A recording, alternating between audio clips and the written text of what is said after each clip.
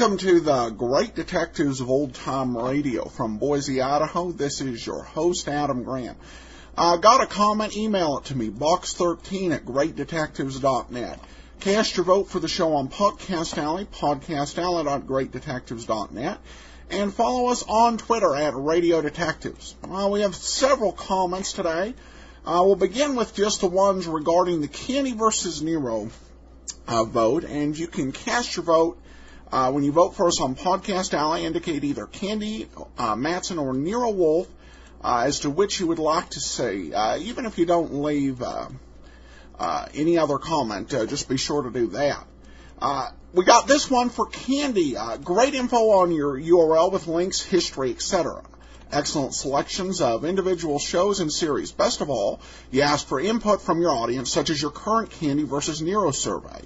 Like Nero Wolf well enough, but female detectives are way underrepresented, and it's hard to beat the characters, plots, and sly humor of Candy Matson.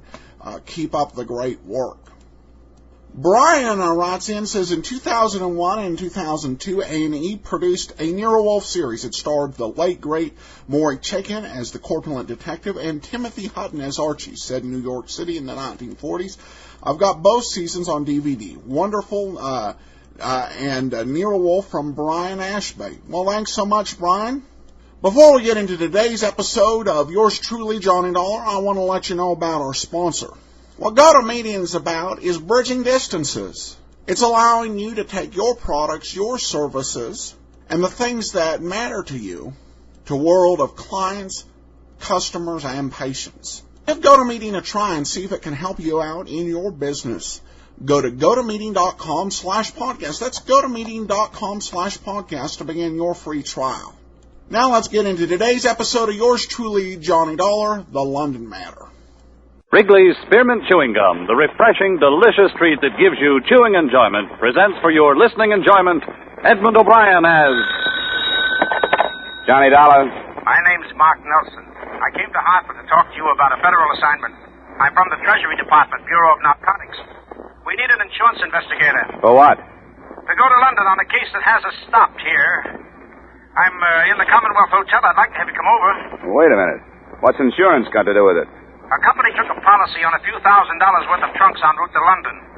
Somewhere in the load is $500,000 in narcotics. We want you to take the trip with it.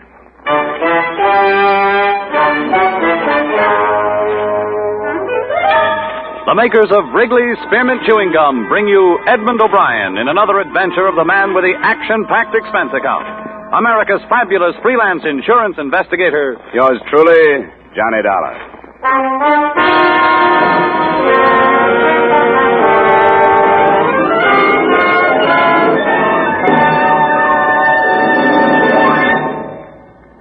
To make every day more enjoyable, treat yourself often to refreshing, delicious Wrigley's Spearmint Chewing Gum.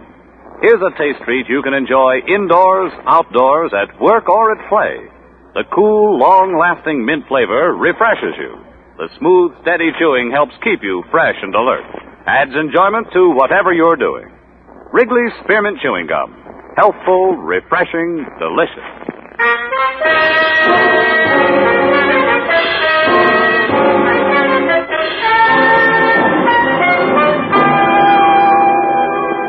Expense account submitted by Special Investigator Johnny Dollar to Treasury Department, Bureau of Narcotics, Washington, D.C. The following is an accounting of my expenditures during investigation of the London matter. Expense account item 1, $1.75, cab fare to Commonwealth Hotel. I'll give you the background as briefly as I can, Dollar. We allowed the entry of some narcotics from India into Seattle. We've been trying to break up a big ring in the Pacific Northwest. But the stuff didn't stay there. We followed it south into Beverly Hills. Have you ever heard of Dorothy Rivers and Broderick Green? The woman? I think so. I saw her in a couple of plays in New York, didn't I? Yes, that's the one. She's been out west for the past 2 years making movies. Green's her husband, a director. The narcotics went to them. Well, to their house, at least. Oh, they must have servants. Yes, they did, but that doesn't do us any good. There were 4 of them, but 3 of them have been discharged. They all had a hand in packing the trunks for this London trip. So any one of them or all of them could have packed the narcotics. You're sure that's what happened? We know they went into the house, but nothing has come out but the trunks. And I searched the place myself just before I flew east. Why don't you want to stop it? We cabled Scotland Yard, and they told us there's been a big increase in contraband over there in the past couple of years. You think this could be part of a pattern? Well, it's possible. You see, because they need our dollars, British Customs make it a point to extend a lot of courtesies to these visiting film celebrities. The stars always arrive with a lot of belongings, and usually with a servant or two. In the case of Green and his wife, just one. A confidential secretary, a Miss Miller, Lorraine Miller.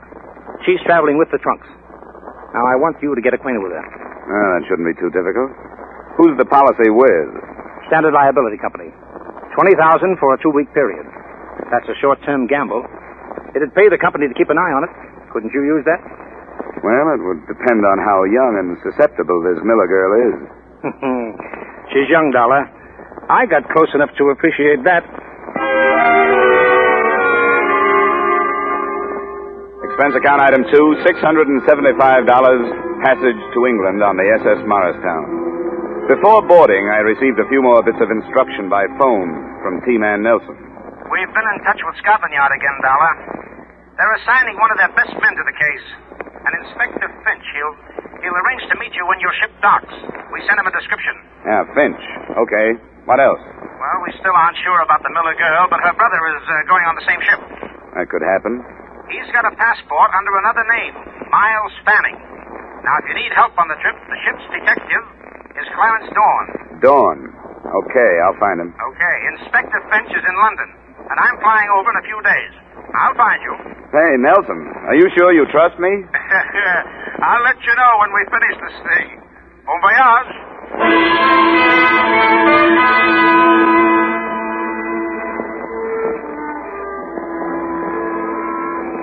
Expense account item 3, $8. Bar bill. I met Lorraine Miller in a small lounge on B-deck as we left New York Harbor. She struck me as being young, all right, but susceptible only when she wanted to be. She had a face that didn't need much makeup and auburn hair that didn't need much messing with. Her hazel eyes were wide-spaced and seemingly candid, but they didn't tell me whether or not she knew who I really was.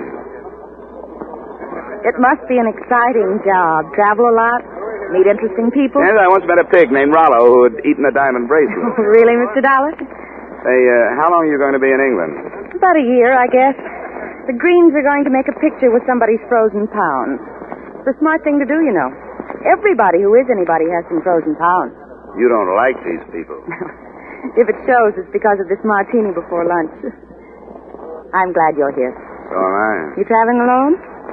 Yeah, but that's my line, isn't it? What do you have, a cabin or a suite? Cabin. Then it's my line. I have a suite. I'll go take a nap in the tub, and you meet me there at 5. There's a little bar, and I'll order some things, and we'll be able to get some music on the radio and have dinner there. Oh, I really shouldn't. Hidden away from the rest of the people. Sound of the ocean outside. You'll like it. If I could only be sure that Mother won't worry about it.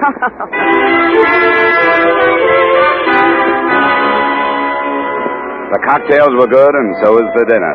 But the radio was full of static, and, as far as my assignment went, the conversation was unsatisfactory. I learned a lot about Lorraine Miller and a little about the Greens, but none of it tied in with the case. The whole evening made it almost impossible for me to suspect that she could be mixed up with narcotics until the fourth brandy. Jim? What is it? Oh, no. The porthole. Somebody pushed it open. It blew open. It startled me, that's all. Somebody pushed it. You saw him. You started to call out his name. No, I didn't, Johnny. It startled me so. My mind was 1,000 miles away in that Come over here and sit down.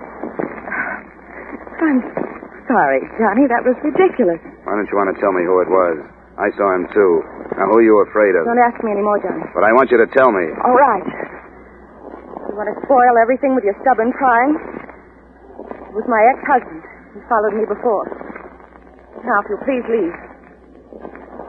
Johnny, I won't be able to see you again.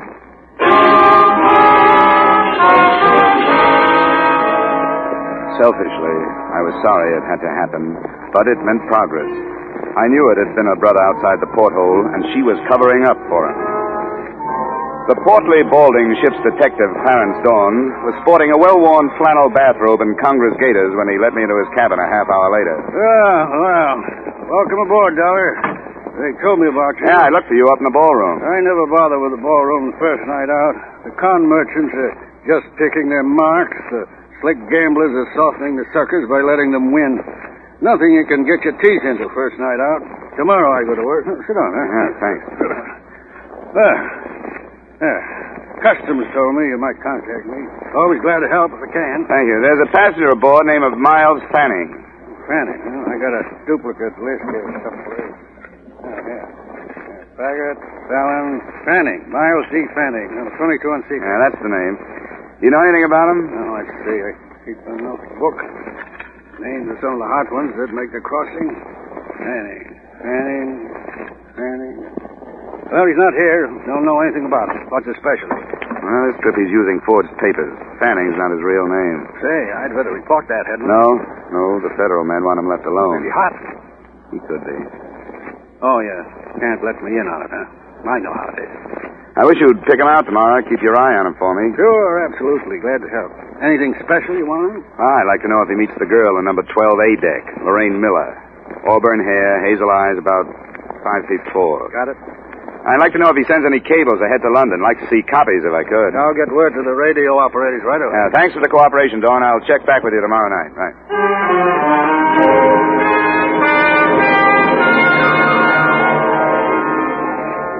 I checked back with him on the following 5 nights, and he had nothing to report. The days and evenings I spent as casually as I could, and never once saw the Miller girl. According to Dawn, she had her meals in a cabin and never left it. Her brother was pointed out to me, and I felt his eyes on me now and then, so I knew he recognized me. Then, the night before we were due to dock in Southampton, I was surprised in my cabin by an unmistakably feminine knock on the door.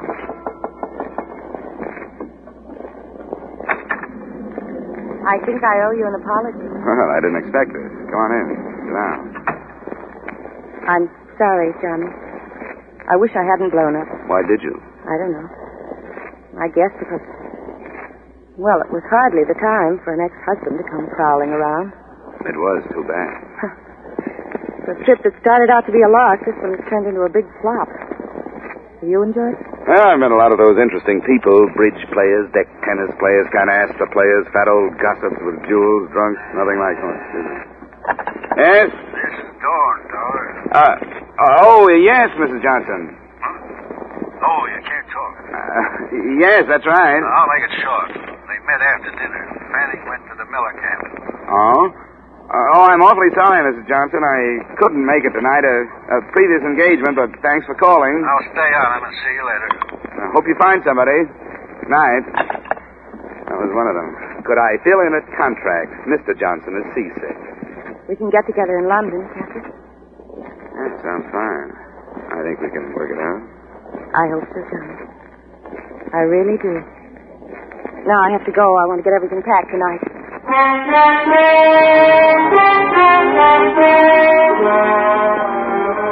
I poured myself a nightcap after she'd left. A big one, because I was confused. I didn't know why she'd come, or how much she knew about the narcotics, or how much she thought I knew. It was the first drink I'd had in my cabin out of my own bottle, and it was the last. I felt it the minute it was down, and there was nothing I could do about it. But it was painless. The ship seemed to roll more heavily, and I pitched forward toward my bunk.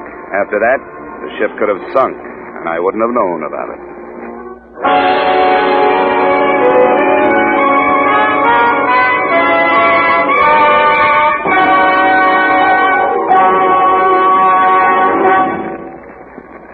To make every day more enjoyable, treat yourself often to refreshing, delicious Wrigley's Spearmint Chewing Gum. The lively, full-bodied, real mint flavor cools your mouth, moistens your throat, freshens your taste. And the chewing itself gives you a little lift, helps you keep going at your best. So for real chewing enjoyment that's refreshing and long-lasting, always keep Wrigley's Spearmint Chewing Gum handy. Healthful, delicious Wrigley's Spearmint Gum will make every day more enjoyable. And now, with our star, Edmund O'Brien, we return you to the second act of Yours Truly, Johnny Dollar.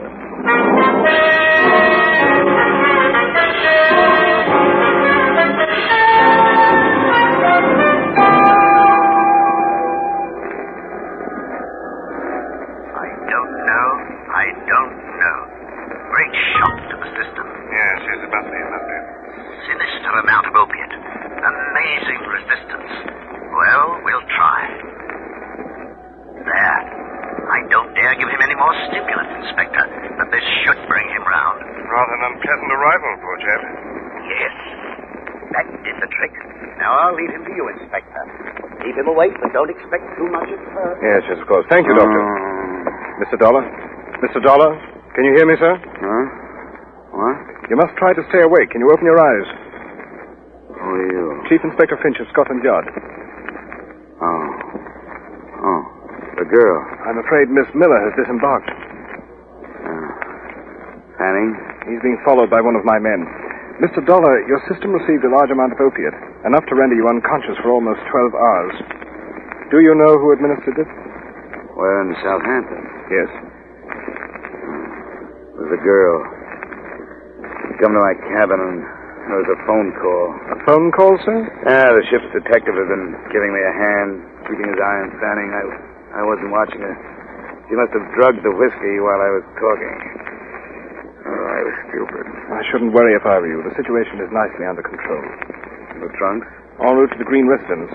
However, the men in the lorry with it are from Scotland Yard. They'll unpack them, and I assure you nothing will pass unnoticed. Nice going, Inspector. Thank you, sir. We like to try. Now, if you could raise yourself and drink some of this coffee. All right. Yeah. Shouldn't be this hard.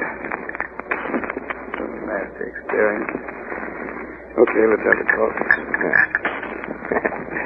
Splendid. When you feel strong enough, we'll have an ambulance move you into my flat. You may rest there, and we shall await developments.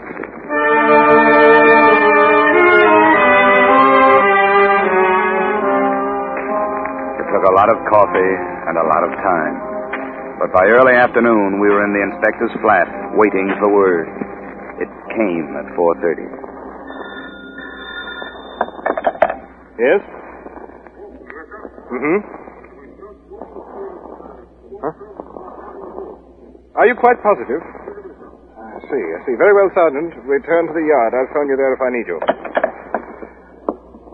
Mr. Dollar, is it possible that an error was committed on the other side, that the narcotics never left there? They didn't find them? No. After meticulous search. Oh, Treasury's not going to make a mistake like that with $500,000 worth. The narcotics left the States, all right. Perhaps they're still on the ship. May have got the wind up since you were aboard and discarded the original plan. I don't know. I suppose it's a thought. Right. I'll arrange for a search party at once. Inspector, who in London would be able to buy this amount of narcotics? That question had occurred to me. The answer shouldn't be too difficult to find. Perhaps you'd care to accompany me to my office while we try. We rather pride ourselves upon our efficiency.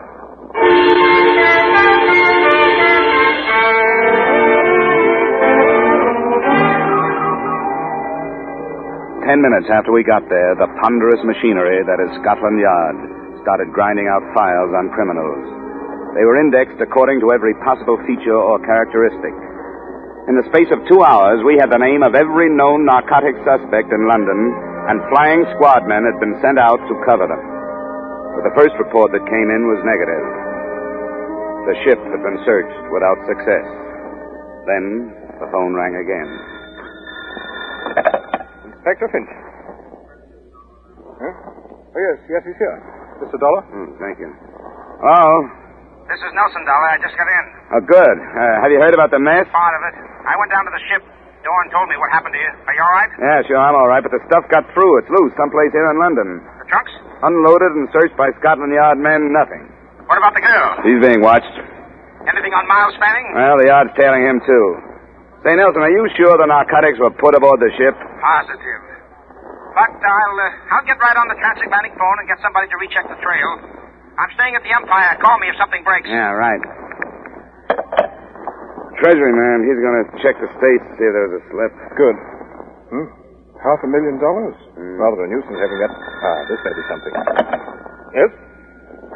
Mm-hmm. I see. Yes, at once. See that the driver and the radio cars at the main entrance will want to stay in touch. Thank you. What was it? Any progress? Yes. Most unpleasant progress. The constable I assigned to follow the chap who calls himself Fanning has been shot to death. Oh? progress lies in the fact that your ship detective fellow, Clarence Dawn, was killed at approximately the same time. Dawn? Yes. Do you have a pistol, Mr. Dollar? It's on the ship. We won't bother going there. I'll have two issued to us before we leave.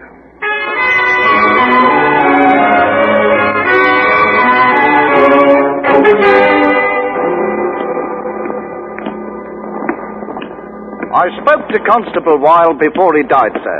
He said he heard shots and went into the house. By the time he reached the corridor, this Fanning bloke was leaving his room. He tried to stop him. I see. And Fanning? He bolted out the back way, sir. Did he say if he was carrying anything? No, sir. He, hold on a minute. That's what he was trying to say. Port, he said before he died. He was trying to say portmanteau. It's still expensive, Progress. That's the room, sir. Yes, yes. The constable, hop down to the car like a good chap and ask the sergeant to radio in an addition to the Fanning description. The fact that he's carrying a traveling bag. Yes, sir.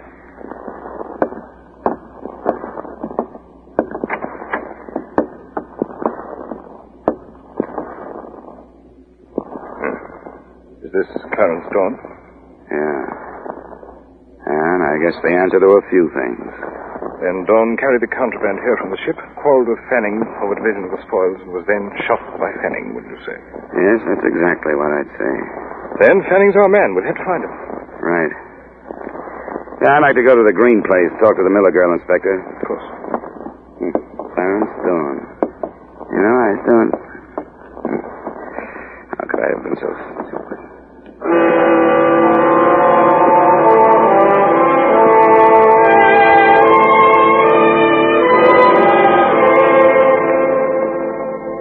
The Green residence was dark when we arrived, and there was no response to either the doorbell or our shouts. We pulled up a few yards, and while we waited, we listened to the nervous talk between the radio cars that were combing the city for the man we called Fanning. A man answering the Fanning description has been reported to the square. Request flying squad men to search the building. That's 3.5 hours we've been here. Must be 1 million men in London who answer his description. And so we shall have to question 1 million men. 47Y, 47Y to 14B. Are you still in Charing Cross Road? Over. 14B, 14B here. Still in Charing Cross Road. Over. 47Y to 14B. Investigate 1936 Bentley crossing into your section. 1936 Bentley. Close couple sedan. Black. Registration GY4110. GY4110. Acknowledge. Over. Cut it, Sergeant. Cut it. 14B. Acknowledging. Sergeant. Registration GY4110. Switch off the receiver. Oh, yes, sir. There's a car. Looks like it's stopping. Taxi. There she is. Come on, Inspector. But let me do the talking, will you? Right you are.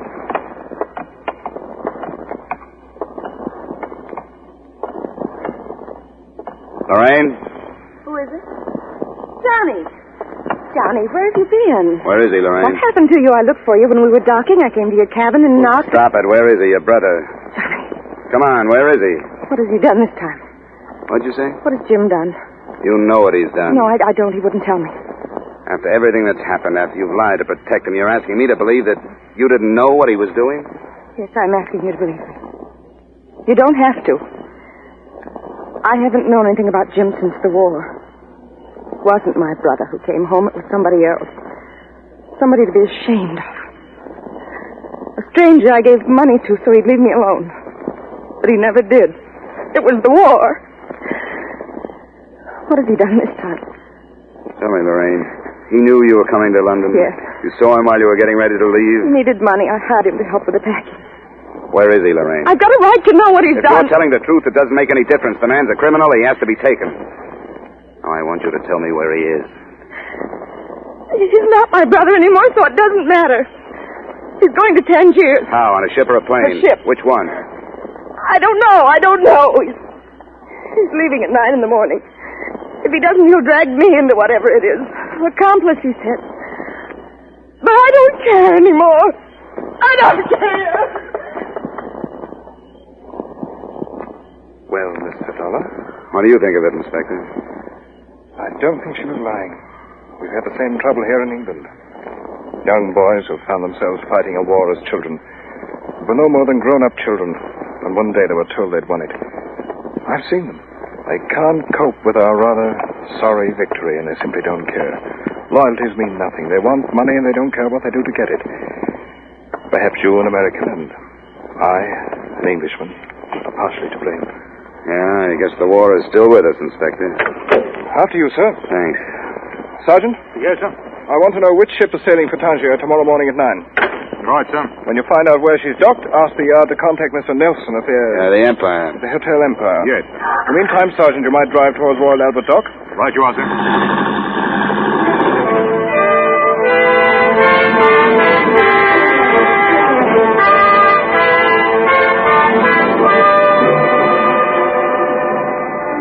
The ship turned out to be the city of Bombay. Before we drew to a stop at Royal Albert Dock, we passed through what must have been half of the mobile police force of London. That must be Nelson's car. Yeah, there he is. Come along, Sergeant. We want you to stand guard at the gangway. Right, sir. Hello there, Dollar. I was beginning to wonder if you'd ever get here. It's only been 10 minutes, Nelson. This is Inspector Finch at Scotland Yard. Pleasure, sir. How do you do? Well, Mr. Dollar, Mr. Nelson, as you so quaintly put it on the other side, this is it? You're sure he's there? Oh, quite sure. Yeah, we got a radio report, and we hope they've cleared the ship of everybody else. Well, we might as well go. Right you are. I'm ready.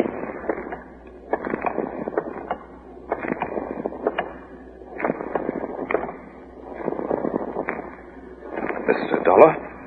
It's up to you. Thanks. You there. Is Mr. Fanning aboard? Aye, he's aboard. Stay here, Sergeant. Right, sir. You received word from Scotland Yard? I did. Then you'll allow us to come aboard after him? You can come aboard.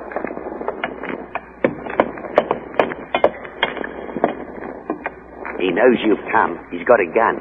Where is he? He went forward on deck. Everything below is closed off. Very good. We can find him up this way? That's the way.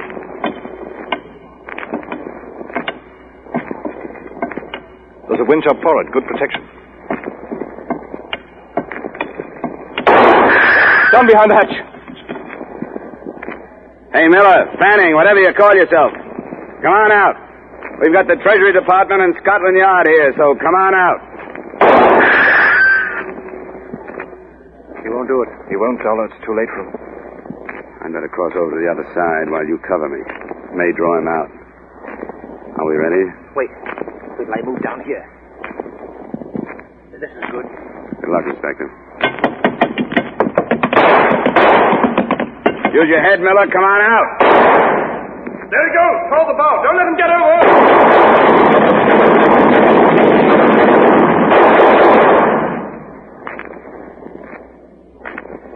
Inspector Finch? Yep. Nelson? Yes. Yes, you all right, Dollar? Yeah, what about him? He's dead, Dollar. We can search his cabin now.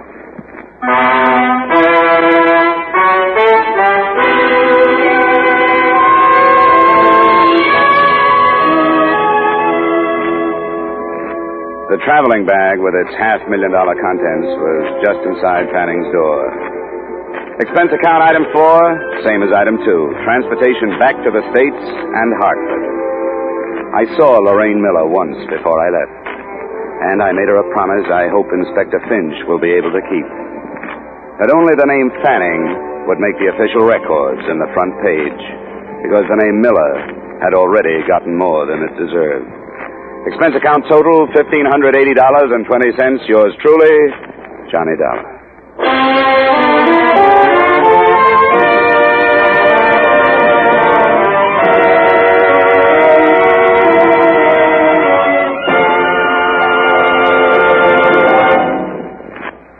Remember, friends, to make every day more enjoyable, treat yourself often to refreshing, delicious Wrigley's Spearmint Chewing Gum.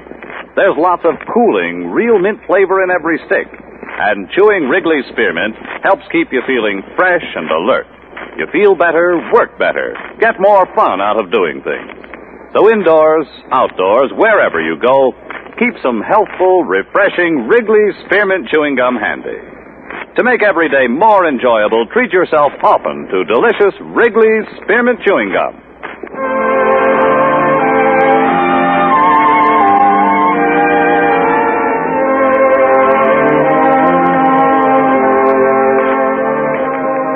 Yours truly, Johnny Dollar, brought to you by Wrigley's Spearmint Gum, stars Edmund O'Brien in the title role, and is written by Gil Dowd and David Ellis, with music composed and conducted by Leith Stevens. Edmund O'Brien can soon be seen starring in the Columbia Pictures production, 711 Ocean Drive. Featured in tonight's cast were Wally Mayer, Virginia Gregg, Herb Butterfield, Dana Herlihy, Tudor Owen, Ben Wright, and Alec Harford. Yours truly, Johnny Dollar, is produced and directed by Jaime Del Valle.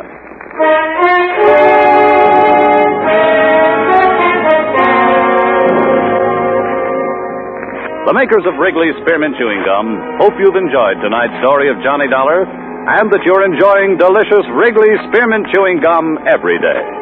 We invite you to join us again next week at the same time when, from Hollywood, Edmund O'Brien returns in another adventure of Yours truly, Johnny Dollar.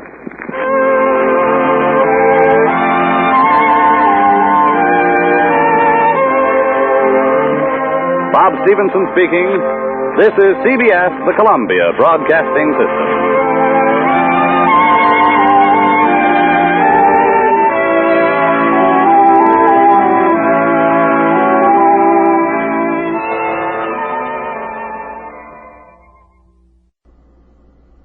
Welcome back. This was one of those episodes. We talked on Monday how I thought that Alan Ladd's star power in Box 13 really pulled Monday's episode, kind of pulled it up. This one, I guess, I don't think there was much to do. And that despite a fantastic cast with Mr. O'Brien in the lead, and of course you had Virginia Gregg, and then the great character actors Tudor Owen, Ben Wright, Wally Mayer of Lieutenant Riley fame. There wasn't a whole lot to do. I mean, the one thing I could not get throughout was the insurance angle. Why the federal men had called in an insurance investigator. And there just wasn't a whole lot to the plot. But every show's entitled to an off episode. There'll definitely be a bounce back. The one thing that did kind of stand out to me was when Johnny Dollar realized the poison in his drink. That brought me back a couple weeks ago to DOA. It's like, I hope it wasn't luminous poison.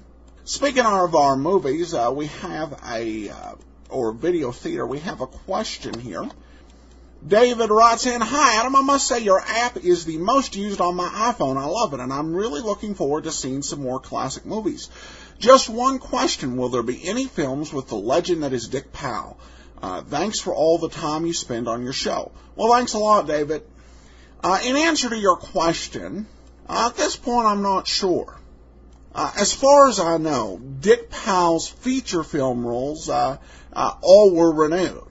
However, Powell has an entire world of television performances. He was an early TV pioneer with shows like the Four-Star Playhouse and the Dick Powell Theater, which included a lot of worthy performances. If you're a fan of 1960s television, you might remember a show called Burke's Law. Powell was actually the first actor to portray Amos Burke, and that episode is in the public domain. Now, whether we can find that or not to be able to play it, I don't know, but I have seen it out there. There's some Powell TV performances I'd love to get, but I'm not aware of any surviving. Powell's big breakthrough role in films, in terms of hard-boiled and detective, was as Philip Marlowe in Murder My Sweet. Powell also played Marlowe on television, was the first TV Philip Marlowe, when he did a performance for the TV show Climax called The Long Goodbye. So I will keep my eyes peeled for those Powell television classics, but in terms of on the silver screen, most of it got renewed. Or all of it, as far as I know. We got a nice email from Tracy who said, just wanted to say thanks for all you do. I discovered you recently. I've been devouring my way through the podcast. I blogged about how much I enjoy them, and she gave her website. I'll include the link to her article in the show notes for today's show. But if you don't want to go to greatdetectives.net to the show notes, you can go to her website at Lindy Basenji, BASENJI.typepad.com. And she says that she sent along a tip of $12 for $1 per month, and you deserve much, much more. Well, thank you so much, and I sent her the link to access our premium content, which I send to anybody who gives a tip of $7 or more. Oh, that does, so thanks so much for that. I do want to remind everybody, as you make your travel plans, we're coming up on the holidays. Remember to check JohnnyDollarAir.com for the best prices. Goes through Priceline if you go to JohnnyDollarAir.com, and it helps out the show. Tim emails in, Adam, I really enjoy your show. Recently, I listened to my favorite Rocky Jordan from an archive website. And although I love Rocky Jordan, I missed your commentary. My favorites right now are Box 13, Johnny Dollar, and Jeff Regan. Sorry that two of those will come to an end. Have fun and hope you continue your podcast for hundreds of episodes to come. I'll be listening, Tim. Well, thanks a lot, Tim. And Jeff Regan will come to an end late October, early November. For now, there's still plenty of lost episodes, and some may yet surface, so we may get to hear more after that as we have time for more episodes to come forward. Then we have this one on Podcast Alley. Listening to these classic detective shows is a real treat. The music, the plots, the characters are hard to beat. And then two comments off of Facebook. I love the old-time radio detective stories. My iPod is loaded with them. Who wants to listen to the same old music all the time when you can listen to great stories? And Richard writes in, Adam, keep up the fantastic work. I listen at work all day long. Great job. Well, thank you so much, Richard, and thanks so much to Beverly on the previous comment. Your support is much appreciated. We're going to go ahead and wrap it up. Send your comments into Box 13 at greatdetectives.net. Please cast your vote for the show on Podcast Alley, podcastalley.greatdetectives.net, and let us know your preference, Candy Matson or Nero Wolfe. And you can join our 360 friends over on Facebook at facebook.greatdetectives.net. But from Boise, Idaho, this is your host, Adam Graham, signing off.